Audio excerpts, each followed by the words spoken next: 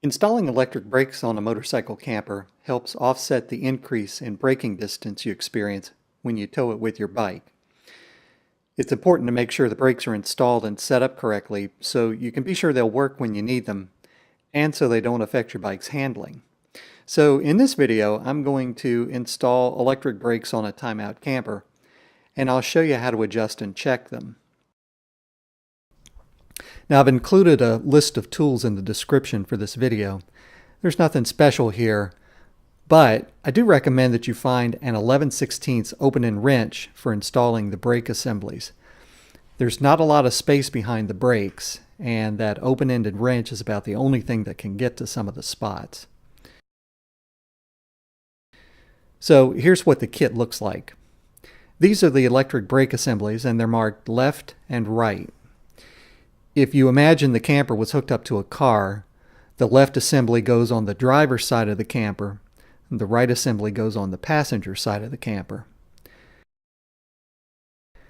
The kit also includes a pair of hub and drum assemblies, bearings, and seals. Now, the bearings need to be packed with grease before they're installed, and I've covered that in a separate video. You get a length of wiring with a 2-pin plug for wiring up the brakes, as well as a length of split loom to cover it. You also get a brake controller. The controller you'll install on your bike. You want to put that in a level, weatherproof spot like a trunk or a saddlebag. To begin installation, put the camper up on its jack stands and take off the wheels. Now, you have to have mounting plates or brake flanges on each side in order to install the brakes. Remove the dust caps on the hubs, then remove the retaining pin and the castle nut.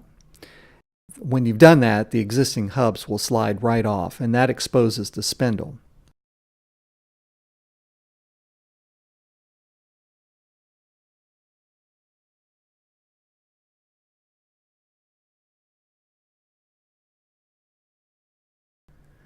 Install the brake assembly on the axle, and always mount the assembly so the magnet is in the bottom left-hand position. When you're facing it, it would be like in the 7 o'clock position if you were looking at a clock face.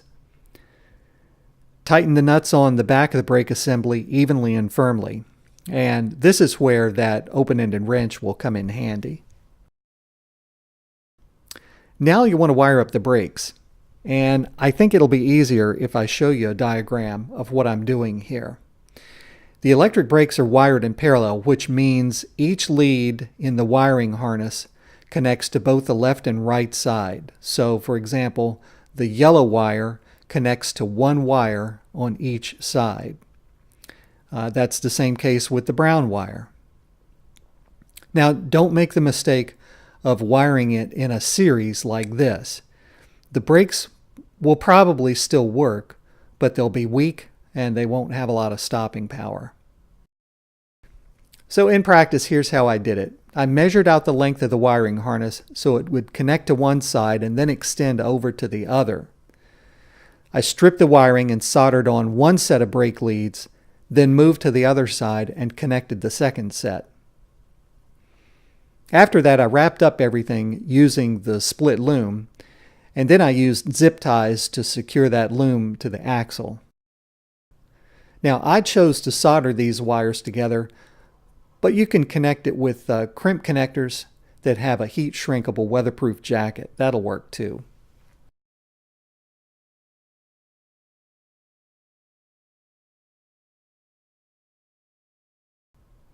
Now install the new hub and drum assembly on the spindle.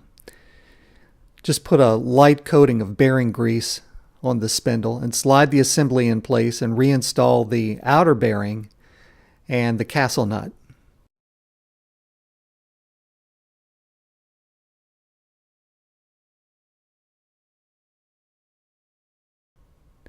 You want to get the right amount of tension or preload on the bearings, and to do that, tighten the castle nut with a tool like slip joint pliers or an adjustable wrench, and tighten it, then loosen it and retighten it by hand. You want to tighten it just enough to line up the slots on the castle nut with the hole in the spindle.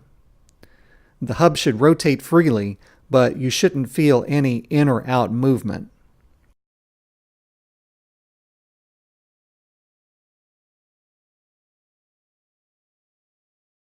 You're ready to move to the next step, which is installing the wheels and adjusting the brakes. Just put the wheels on and hand tighten the lugs. Then, to adjust the brakes, use a flat blade screwdriver to rotate the star adjusting gear up. Now you get to that from the back of the brake assembly. This pushes the brake pads out against the brake drum. And keep rotating that star and then checking the wheel, and do it until the wheel is difficult to spin. Then turn the star gear in the opposite direction to loosen the pads until there's just a little bit of contact between the pads and the drum. Now you can see that the wheel spins almost freely, but not quite. And you can hear the pad slightly scrubbing against the inside of the drum. Dexter recommends that you adjust the brakes after the first 200 miles of service and every 3,000 miles after that. Finally, you want to check out everything to make sure it works. Connect the brake controller to the camper with the 2-pin plug, and then connect the controller to a 12-volt source. When you see a green light on the controller, that means you have a completed brake circuit on the camper. Dial up the power on the right side of the controller. And then on the underside of the front of the controller, you have a manual brake activation slider that you can use to manually apply the brakes. So spin the wheel and then push in the slider on the controller. You'll hear the brakes activate, and you'll see the braking effect on the wheel. It'll be obvious. So that's about all you need to do on the camper side. Once you install and adjust the controller on your bike, you'll be good to go.